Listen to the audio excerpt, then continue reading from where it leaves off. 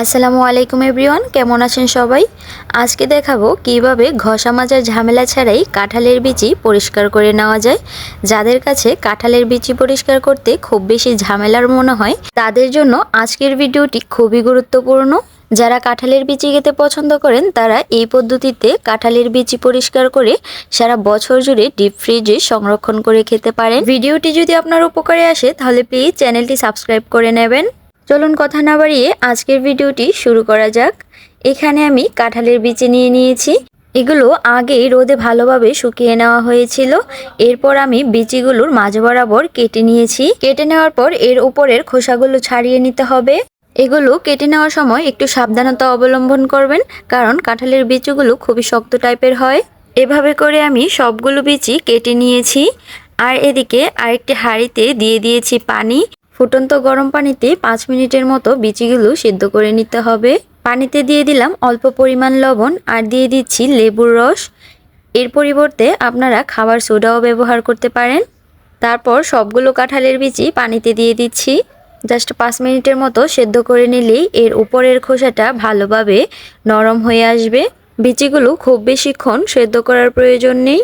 আরেকটি কথা, আপনাদের যদি এই পদ্ধতিটি সহজ মনে হয় তাহলে অনেকগুলো বিচি একসাথে পরিষ্কার করে ফ্রিজে রেখে দীর্ঘদিন খেতে পারেন। 5 মিনিটের মতো জাল করে সিদ্ধ করে নেওয়ার পর বিচিগুলো ঠান্ডা করে নিতে হবে এবং একটি বিচি ধরে হালকা চাপ দিলেই দেখবেন ওপরের খোসাগুলো উঠে আসছে।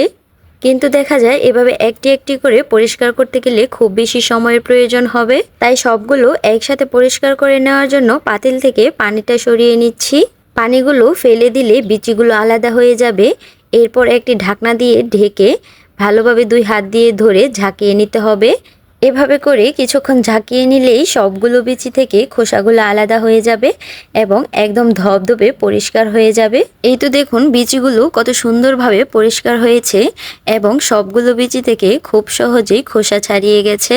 এবার পরিষ্কার ঠান্ডা পানি দিয়ে বিচিগুলো ভালোভাবে ধুয়ে নিতে হবে এবং খোসা থেকে বিচিগুলো আলাদা করে নিতে হবে। এই পদ্ধতিতে কাঁঠালের বিচি পরিষ্কার করতে অনেক সহজ হয়।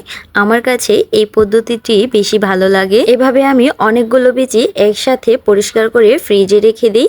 এরপর যখন প্রয়োজন হয় তখন রান্না করে নিই। ভিডিওটি যদি ভালো লাগে তাহলে প্লিজ একটি লাইক করে যাবেন আর চ্যানেলটি অবশ্যই সাবস্ক্রাইব করে নেবেন, যেন পরবর্তীতে ভিডিও ছাড়া মাত্রই সবার আগে আপনার কাছে নোটিফিকেশন পৌঁছে যায়। সবাই ভালো থাকবেন। আল্লাহ হাফেজ।